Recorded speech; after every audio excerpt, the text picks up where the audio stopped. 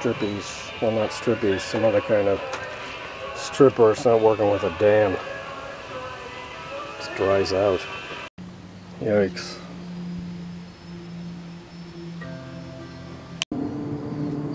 Putrid.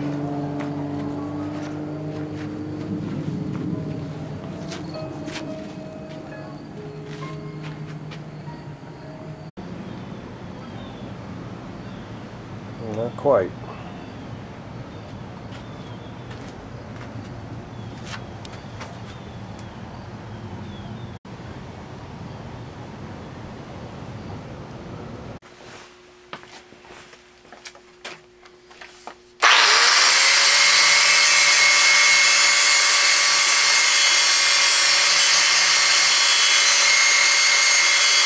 Okay, I'm getting rid of that plate, or I've gotten rid of that plate, but we got some smoothing to do. I think I also want to try to see if I can relieve that weld so I can get rid of this weird hump right there. Somebody on the old mini bike website said to leave the pegs where they are. That actually one is longer than the other for the engine, probably for the 5-horse, so it sticks out a little more. That's kind of a surprise. They are off a tad, but what the heck, I'll just leave them. It's one less thing to do. But I'd like to fix up this engine plate. I think we're almost to the point that I got to get on the file because I don't want to go too far with a grinder. Another thing I'm noticing about this plate is that it's way over here, and then it's, you know, way in the middle there, over to the edge, to the middle. So I'm shooting to try to get a 5-horse for this, like I think it had originally, I think. But it's obvious that this plate has been boogered. So it's just another thing. What do I do now? Well, a lot of grinding, and then finally I use a cutting wheel. I waited to the very end just so I could get a nice straight line, which I kind of got. And it's up. So now I'm going to file it all smooth, and then that's got to be banged down so that it sits flat, and then it can be re-welded. So I went down to my local welder today, and he dropped everything to help me. I couldn't believe it. 3 guys. We got the plate nice and flat and welded down. Looks really good. The forks, what a pain in the butt. We had to undo every single weld and re-weld it and redo the holes for the axle.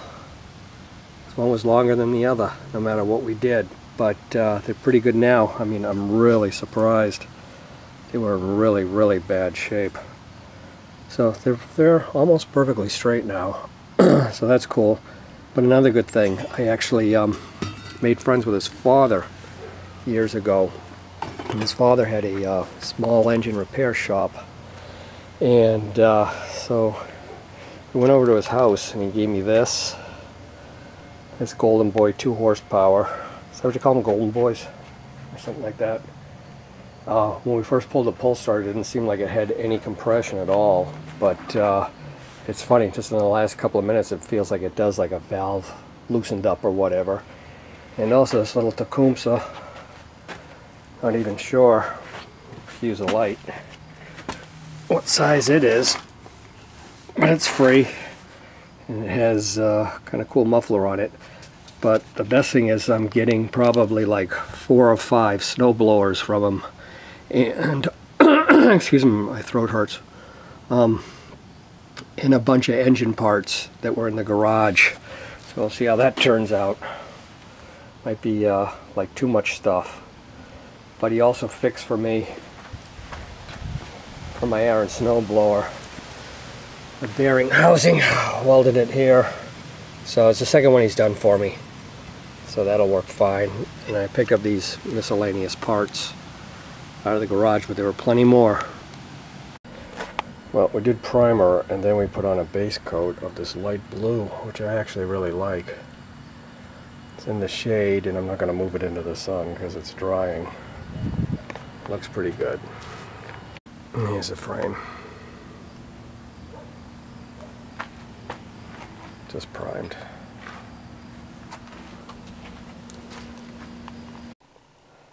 Well, I'm trying to debate whether to just go with this baby blue. You know, this was just supposed to be a base coat for the metal flake blue, but I sprayed a little metal flake blue on a sample piece and I didn't really like the color at all.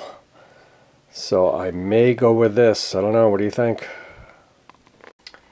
I've got new bushings in top and bottom. They went in pretty good. I just cleaned up the head bolt. I got a new spring. You can see it in all that clutter. But I just saw a couple of places I need to touch up on the frame. Well, I'm going to stop for the day. Done enough damage. The hardest thing putting this thing back together was putting in that spring. There was probably about a 1/4 inch proud of the gap there with the new bushings and stuff like that. And I took wire and wrapped it around to compress it some and try to get it in there, but I've kind of marred things up a bit, so I've got to do a little touch-up paint. I put a clear coat over the blue. It seemed to have dulled it down, which was kind of weird. Not what I expected. It might have been my application, I don't know. There it sits for now. Well, I think I got the seat kind of sitting the way I want it to, with the back up a little bit. I had to make a base and then a sub base in order to get the profile right. Show you what I mean. Got this piece of wood. This was the original base, but I need to kick it up in the back so that it would sit right, because these two sides sit on the frame. And yeah, pardon me a moment.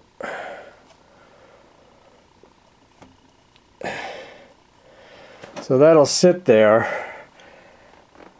okay, and then I'll bolt through those holes there through both pieces of plywood, I think, and that should hold it on pretty good.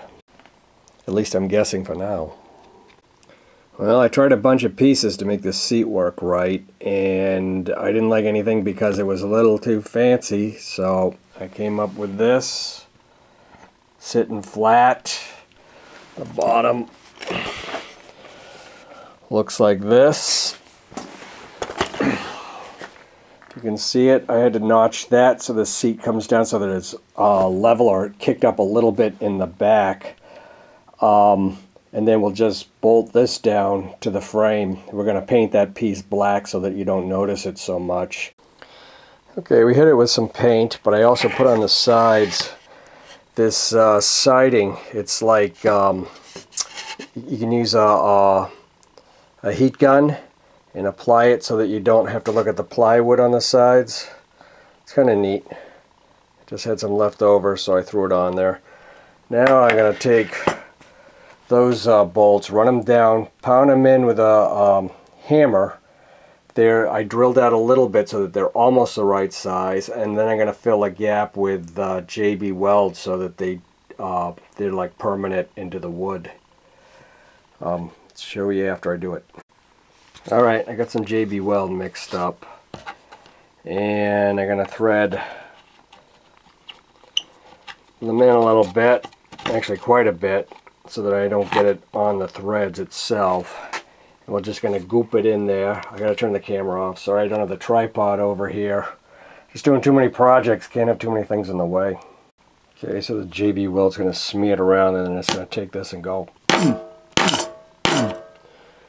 nice and flush.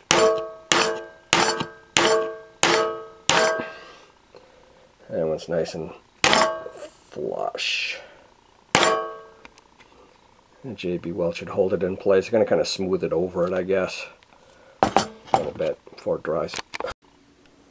And it should work good. I'll just have to cut those off on the bottom so they're not sticking out so far. But we'll wait till it cures. I'll give it 24 hours. Well, I think it's going to work. You know, you don't notice it that much, the plywood underneath, that is. I know the light kind of sucks in here, sorry. But it's in a good place. I like how it looks. Just need some locking nuts on it, I think. And probably some more refinement, who knows. But, okay, we're on to something else.